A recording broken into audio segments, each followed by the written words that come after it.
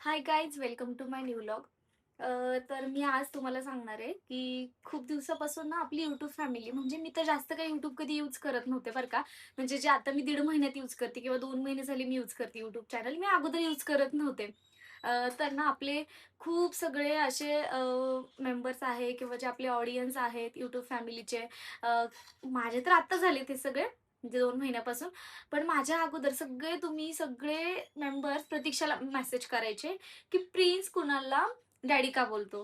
म्हणजे खूप मेसेज. म्हणजे मी तुम्हाला बोलली, मी खरंच वापरत नव्हते, त्याच्यामुळे मला ह्या गोष्टींचे किंवा मी ते कधी युट्यूब ओपन केलंय, तिच्या आयडी मध्ये गेले, मी कधी जाऊन ते मेसेजेस बघितले. पण माझ्या जवळचे जे कलिग आहेत, माझे जे फ्रेंड सर्कल आहे, ते मला सारखे विचारायचे, अगं तू कधीतरी प्रतीक्षाचे मेसेज बघत जा, त्याच्यामध्ये सगळे लोक काय विचारताय, काय म्हणतायत, हे ते वगैरे नाही का. असे खूप काही क्वेश्चन्स करत होते. पण मी कधी ते लक्ष पण दिलं नाही किंवा मला तेव्हा माझा माइंडसेट नव्हता तेव्हा, की मी सगळ्यांना फेस करू शकते, मी सगळ्यांना आन्सर करू शकते सगळ्या गोष्टी. तर आता पण मला विचारतात काही-काही, की "तू का बोलतो कुणालला प्रिन्स?" कुणाल म्हणजे माझ्या बहिणीचं नाव आहे, सगळ्यांना माहीतच आहे. तर त्याला प्रिन्स का डॅडी बोलतो? तर त्याची तुम्हाला आज गंमत सांगते. तर जेव्हा ना म्हणजे त्यांच्याकडून जेव्हा बाजूला राहायला आली, तर तेव्हा प्रिन्स खूप छोटा होता. मी तुम्हाला खूपदा सांगितलं, की प्रिन्स खूप छोटा, म्हणजे 2 वगैरे वर्षाचा होता. 2, सव्वा 2, 2.5 वर्षाचा आपण म्हणूयात एकंदरीत पकडू, कारण सेकंड बर्थडे झाला होता. तर ना आम्ही जेव्हा सोबत राहायचो, तर प्रिन्स ऑब्व्हियसली पप्पा त्यांनाच बोलायचा. अ, म्हणजे त्याच्या पप्पांनाच पप्पा बोलायचा. पण इकडे आल्यावरती कधी ते कॉल पण करत नव्हते, जास्त कॉन्टॅक्ट पण नव्हता किंवा मग माझं मी रागात, ते भांडणं-भांडणं झाले होते, तर माझा मनात तो राग सगळ्या गोष्टी. तर मी कॉल पिक करायची नाही, मी कॉल बॅक करायची नाही, मी बोलू द्यायची नाही किंवा ते लोकं पण स्वतःहून इतका इंटरेस्ट घेत नव्हते कुठल्या गोष्टीसाठी. मग या सगळ्या गोष्टी. तर कुणाल कधी-कधी इकडे यायचा आणि आम्ही तिघी बहिणी, आम्ही इथे राहायचो एकत्र आणि प्रिन्स बॉय. तर आम्हाला नेहमी अशी भीती वाटायची, की हा तर बॉय आहे, आम्ही सगळ्या गर्ल, आमच्या सगळ्या आता आम्ही कसं मेकअप करणार, आमचे गर्लवाले ड्रेस घालणार, हे ते नाही का, आम्ही गर्लवालं सगळं सगळं थोडक्यात आमचं. तर प्रिन्सला बॉय पाहिजे कोणीतरी, म्हणजे घरामध्ये ना त्याच्यासारखं कोणीतरी पाहिजे किंवा तसं सिमिलर, की आपण त्या लोकांसोबत राहणं किंवा पुरुषांमध्ये राहणं, बॉयजमध्ये राहणं, या गोष्टी सगळ्या वेगळ्या असतात ना. तर आम्हाला खूप भीती वाटायची प्रिन्सला काही इम्पॅक्ट आमचा त्याच्यावरती नको पडायला, अजून तर तो किती लहान आहे वगैरे सगळ्या गोष्टी. तर कुणाल असं नेहमी यायचं. तर कुणालला प्रिन्स काकाच बोलायचा. माझ्याकडे एक जुना व्हिडिओ आहे. तर काकाच बोलायचा पहिल्यापासून. पण आम्ही त्याला शिकवलं लहानपणी, की आपण आपल्या गावाकडे पण म्हणतात बघा, आई मरावी आणि मावशी उरावी असं काहीतरी आहे म्हण, की आई नसेल तरी पण चालतं. मावशी ती जागा चालवू शकते. तसंच काइंड ऑफ आपण इकडे पण करू शकतो, की जरी वडील नसले म्हणून काय झालं? वडिलांची जागा किंवा जागा नाही, पण एक ते सगळं प्रेम तर काका पण करतात ना मुलांवरती किंवा काका पण बहिणीच्या मुलावरती करू शकतात त्या सगळ्या गोष्टी. तर मग आम्ही तेव्हापासून त्याला शिकवलं, की तू डॅडी बोलत जा. आता आम्ही पप्पा नाही सांगितलं बोलायला, कारण की बघा किती आपण काही पण बोललो तरी जेनेटिक म्हणजे बायोलॉजिकल तेच याचा बाप असणार आहे, प्रिन्सचा बाप असणार आहे, पप्पा असणार आहे. तर आम्ही त्याला पप्पा बोलायला नाही शिकवलं. पण म्हटलं ठीक आहे, तू डॅडी तर बोलूच शकतो. पण नंतर मग असं झालं नंतरच्या काळानंतर, की प्रिन्सला त्या डॅडी, डॅडी, डॅडी बोलून इतकी सवय लागली, की तो आता काका बोलूच शकत नाही त्यांना. डॅडीच बोलतो आणि असं पण काही नाही. तो पण खूप करतो प्रिन्ससाठी. कुठे गेला, प्रिन्सला टॉयज घेऊन ये, कपडे घेऊन ये, हे कर, ते कर. म्हणजे त्याने खूप केलं लहानपणापासून. आणि प्रिन्सला पण असं मी त्याला असं विचारते ना आता नेहमी, की "बाबा तुला पप्पा पाहिजे का? तुला पप्पा असं वाटतं का तुला पप्पा असायला पाहिजे?" वगैरे. तर तो कधी मला हा नाही बोलत ह्या सगळ्या गोष्टींना. म्हणजे त्याला असं तुम्ही नॉर्मली पण विचारा, "तू कोणाला जास्त प्यार करतो? माऊला करतो की डॅडींना करतो?" असं मागे पण विचारा बरं का. तो कधीच असं पटकन माऊला नाही बोलणार. अगोदर तो बोलतो डॅडींनाच. म्हणजे खूप लहानपणापासून ना त्याने असं जास्त जवळ किंवा मी जेव्हा माझ्या मिस्टरांकडे पण राहायची ना, तर ते इतकं कधी मला मी तुम्हाला किती वेळा बोलली, की मला असं आठवतच नाही असं प्रेमाने घेतलंय, त्याच्यासोबत टाईम स्पेंड केलाय. कधीच नाही, कधीच नाही. कधीतरी घरी आलं ना फक्त फोन, फोन, फोन कंटिन्यू ते तुंबारा भरून ठेवायचा. असंच घरामध्ये बसून राहायचं आळशी माणसासारखं. कधीच प्रिन्ससोबत कधी कुठं त्याला घेतलंय, कुठं खेळायला घेऊन गेले, कधी त्याला घेतलंय, कुठं बाहेर घेऊन गेले, मला कधीच आठवत नाही. पण प्रिन्स आत्ता पण ना, म्हणजे मला आठवतंय त्याच्यानुसार त्याने त्याच्या बापाकडे पण एवढा हट्ट केला नसेल ना, एवढा तो कुणालकडे इतका हक्क करतो. म्हणजे हक्काने हट्ट करतो, की नाही डॅडी मला हे पाहिजे, डॅडी फोन कर ना, डॅडी मला हे घेऊन या, डॅडी मला पिझ्झा पाहिजे, डॅडी मला ही म्हणजे टॉयज वगैरे पाहिजे. आणि किती पण महागाची गोष्ट असू देत, किती पण महागाची गोष्ट असू दे, कुणाल त्या गोष्टी घेऊन येतो त्याच्यासाठी. म्हणजे नाही म्हणतच नाही. म्हणजे मी एखादी गोष्ट त्याला दिली नाही ना, तर लगेच बोलतो, "मम्मा तुझा फोन दे. मला डॅडींना कॉल करायचं. मी डॅडींना सांगतो माझ्यासाठी घेऊन ये." "तू नाही देत म्हणून काय झालं? मला डॅडी आहेत ना." म्हणजे त्याला तुम्ही असं जरी विचारलं ना, "तू मम्माला जास्त प्यार करतो की डॅडींना जास्त प्यार करतो?" असं 1 मिनिटं थांबतो बरं का. मग म्हणतो, मम्मा." आणि मग म्हणतो, "नाही डॅडी. डॅडींना मी जास्त प्यार करतो." मग म्हणतो, "नाही मम्मा आणि डॅडी दोघं पण." म्हणजे असं तो कधीच आम्ही सगळ्या बहिणी पण असेल, आता त्याला जास्त जवळचं कोणी नाही. त्याला कधी आजी-बाबा तर कोणी माहिती नाही आणि जे आहेत सगळे ते एवढं जवळून आमचं कधी राहायचा कधी कोणाशी संबंध आला नाही. त्याच्यामुळे त्याला ते आजी-बाबांचं प्रेम तर आम्हाला कसंच देता येत नाही. पण आमच्याकडून जे होतंय ना, तर तो आमच्याकडे खूप हट्ट करतो बरं का, प्रमाणाच्या पेक्षा जास्त हट्ट करतो. आम्ही त्याला त्या गोष्टी कधी-कधी देतो पण, कधी-कधी माझ्याकडे पैसे असेल तर मी देते पण, कधी-कधी देत पण नाही. कारण की बाकीच्या गोष्टी म्हणजे मला त्याचे जे बेसिक नीड्स आहे, ह्या मला सगळ्या त्याला मला त्या फुलफिल करायच्या असतात. त्याच्यामुळे मी छोट्या-छोट्या गोष्टींचा हट्ट मी त्याचा कंप्लीट करत नाही. पण नेहा असेल, कुणाल असेल, प्रतीक्षा असेल, हे सगळे लोकं मिळून ना त्याला बाकीच्या गोष्टी देत असतात. त्याच्यामुळे मी त्याला देणं इतकं गरजेचं आहे असं मला वाटत नाही किंवा मी ते देत पण नाही. मग ह्यांना कधी-कधी असं वाटतं, की दीदी तो इतक्या छोट्या-छोट्या गोष्टी मागतो, कधी किंडर जॉय. ते एवढं-एवढंसं ₹50 किंडर जॉय ते म्हणत असतो, की "मम्मा दे." तर असं खूपदा मी त्याला बोलते, की "नाही बाबा माझी सॅलरी नाही झालेली, माझ्याकडे पैसे नाहीयेत, मी नाही देऊ शकत तुला." तर मग म्हणतो, "ठीक आहे, जाऊ दे चल तुझी सॅलरी झाली ना, मग मला 2 घेऊन दे." म्हणजे ना त्याच्याकडे अंडरस्टँडिंग लेव्हल पण खूप आहे.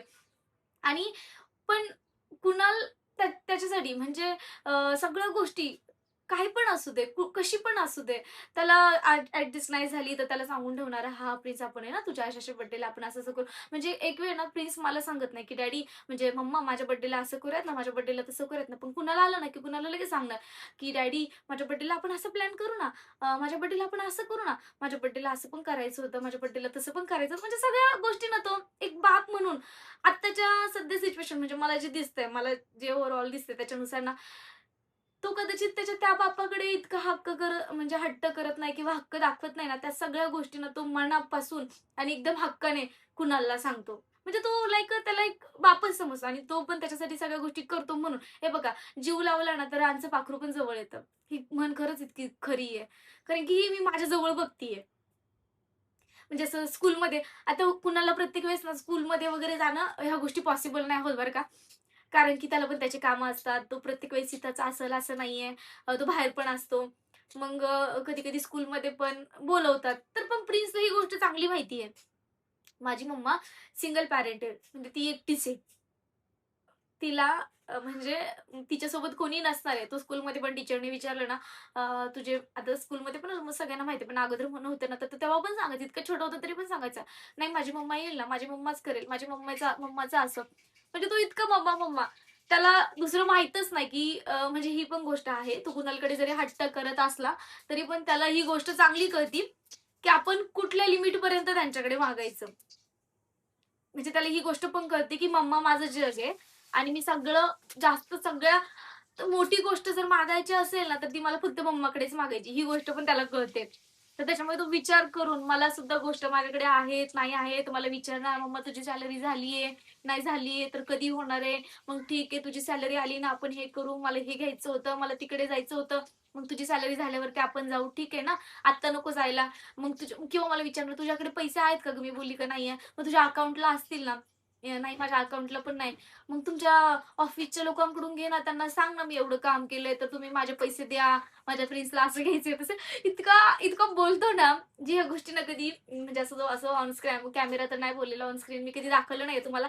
पण मी ह्या सगळ्या गोष्टी कदाचित त्याचं चॅनल ओपन केल्यावरती म्हणजे लहान मुलांचे पण ते क्रायटेरियाज आहेत का नाही, ह्या सगळ्या गोष्टी बघून जर पॉसिबल झालं तरच मी त्याचं चॅनल ओपन करणार आहे, अदरवाईज नाही करणार आहे.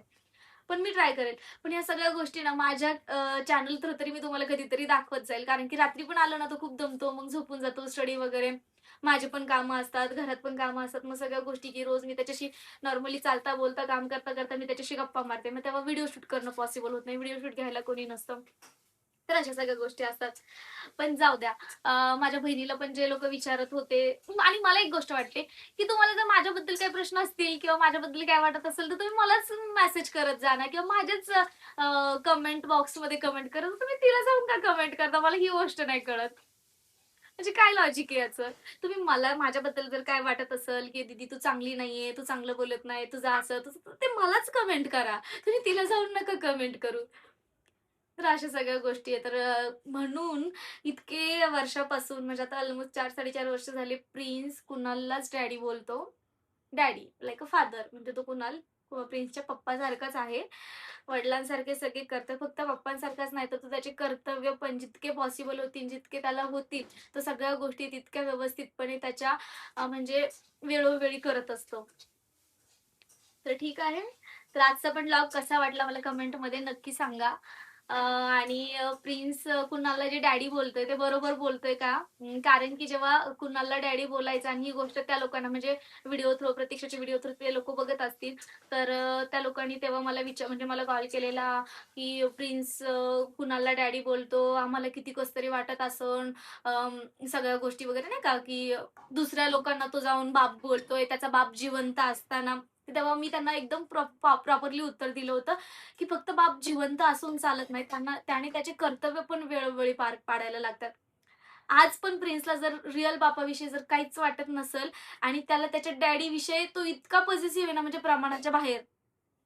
मी जर असं बोलली ना, की कुणाला असं करतो, कुणाला तसं करतो, किंवा मी कुणाला ओरडली, तरी पण प्रिन्सला आवडत नाही. तरी प्रिन्स लगेच मला ओरडतो, "मम्मा काय बोलायचं नाही, ते माझे डॅडी आहेत." म्हणजे इतका पॉझिटिव्ह आहे. इतकं जास्त पॉझिटिव्ह आहे कुणालसाठी प्रिन्स. माझ्यासाठी पण आहे, पण एक बाप म्हणून. म्हणजे तुम्ही विचार करा.